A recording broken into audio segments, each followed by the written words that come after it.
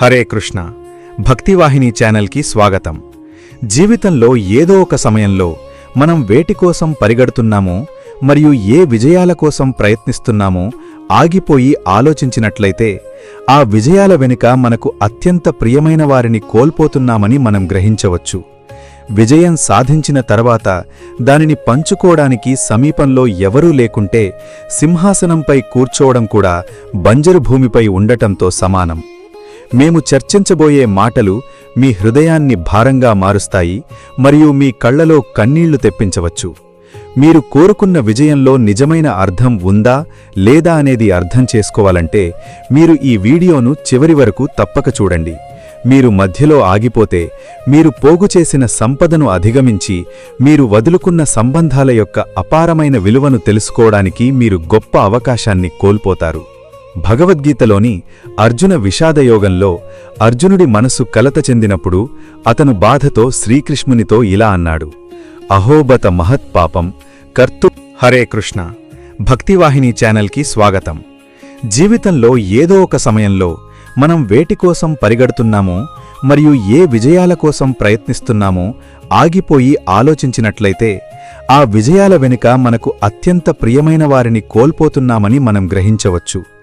విజయం సాధించిన తర్వాత దానిని పంచుకోవడానికి సమీపంలో ఎవరూ లేకుంటే సింహాసనంపై కూర్చోవడం కూడా బంజరు భూమిపై ఉండటంతో సమానం.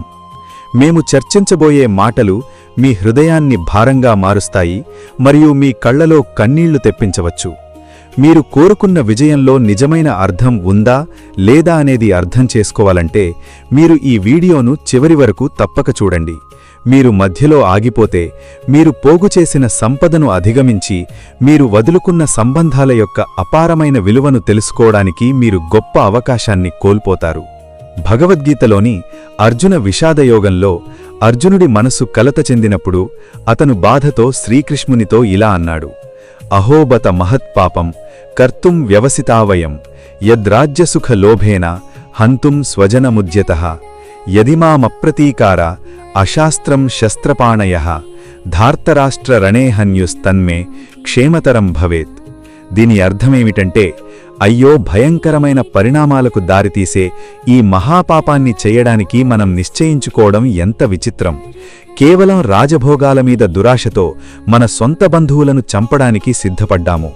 నేను నిరాయుధుడనై ఏమాత్రం ప్రతిఘటన చూపకుండా యుద్ధభూమిలో నిలబడి ఉన్నగా ధృతరాష్ట్రపుత్రులు ఆయుధాలతో నన్ను నేలకూల్చినా అది నాకెంతో మేలు. అర్జునుడు తన ఆవేదనను ఈ విధంగా వ్యక్తం చేశాడు. అర్జునుడి మాటల్లోని నిర్లిప్తతను, ప్రగాఢమైన పశ్చాత్తాపాన్ని చూడండి. మన ఆధునిక కాలంలో కూడా చిన్నపాటి ఆస్తిపాస్తుల తగాదాల కోసమో లేదా పగ కోసమో మన తోబుట్టువులతోనో అత్యంత సన్నిహిత మిత్రులతోనో గొడవపడతాము. మరికొంత డబ్బు సంపాదించడం కోసం నమ్మకాన్ని పణంగా పెడతాము. కాని ఒక్క విషయం గుర్తుంచుకోండి, రేపు మనం మరణించినప్పుడు మనతో పాటు వచ్చేవి మనం కట్టిన కట్టడాలు కావు, కేవలం మనం పంచుకున్న ప్రేమ మాత్రమే. స్వజనమంటే మన ప్రజలు. మన సొంత ప్రజలను బాధపెట్టడం ద్వారా పొందే ఏ ఆనందమైనా విషంతో సమానం. రక్తసిక్తమైన నేలపై నిలబడి విజయం పొందడం కంటే ఓడిపోయినా తన ప్రియమైన వారితో శాంతియుతంగా జీవించడం ఎంతో శ్రేష్టమని అర్జునుడు భావించాడు. ఈ సమాజంలో విజయమంటే కేవలం ముందుకు వెళ్లడానికి ఇతరులను తొక్కి ముందుకు వెళ్లడం కాదు, అందరినీ కలుపుకొని వెళ్లడం.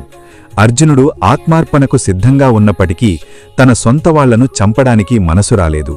ఇది బలహీనత కాదు, ఇదొక గొప్ప సద్గుణం. మనం మనలోని శత్రువులైన దురాశ, స్వార్థం వంటి వాటిని నాశనం చెయ్యాలి కాని కంటికి కనిపించే మనుషులను కాదు. ఈరోజు ఒక్క నిమిషం కళ్ళు మూసుకుని ఆలోచించండి.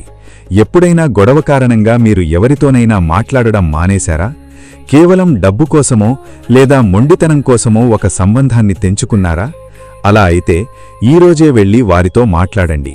ఆ మోసపూరిత రాజభోగాల కన్నా ప్రజల ప్రేమే మిమ్మల్ని ఎక్కువగా కాపాడుతుంది. ఎంత సంపదను కూడబెట్టినా సంబంధాల విలువను అర్థం చేసుకొనివాడు పేదవాడే. అర్జునుడి ఆవేదన మనందరిలో మార్పు తీసుకురావాలి. మనం మన సొంత చెడు ఆలోచనలతో పోరాడాలి కాని మన మనుషులతో కాదు. ఈ సత్యాన్ని మనం గ్రహించినప్పుడే మన జీవితం నిజంగా ధన్యమవుతుంది. లేకపోతే చివరికి మిగిలేది ఒంటరితనం మరియు పశ్చాత్తాపమే. అర్జునుడి వంటి గొప్ప యోధుడే విలపించినప్పుడు మనం ఎంతో మన పరిస్థితి ఏమిటో, మనం మనుషులను ప్రేమించడం మరియు క్షమించడంలో ఆనందాన్ని పొందడం నేర్చుకుందాం. ఈ ప్రగాఢమైన జ్ఞానం మిమ్మల్ని కదిలించిందని నేనమ్ముతున్నాను. తదుపరి భాగాలలో ఈ వేదనను అధిగమించడానికి శ్రీకృష్ణుడు అర్జునుడికి అందించిన దివ్య ఔషధం ఏమిటో మరియు నిజమైన కర్తవ్యం ఏమిటో తెలుసుకుందాం. ఆ రహస్యం మీ జీవితాన్ని ఒక విభిన్న మార్గంలోకి మల్లచబోతోంది. ఆ అద్భుతాన్ని కోల్పోకుండా ఉండడానికి ఇప్పుడే మా ఛానల్కి సబ్స్క్రైబ్ చేసుకుని ఈ సందేశాన్ని మీ ప్రియమైన వారితో పంచుకోండి. రేపటి అమృతమయ ప్రసంగంలో మనం మళ్ళీ కలుద్దాం. హరే కృష్ణ. ధన్యవాదాలు.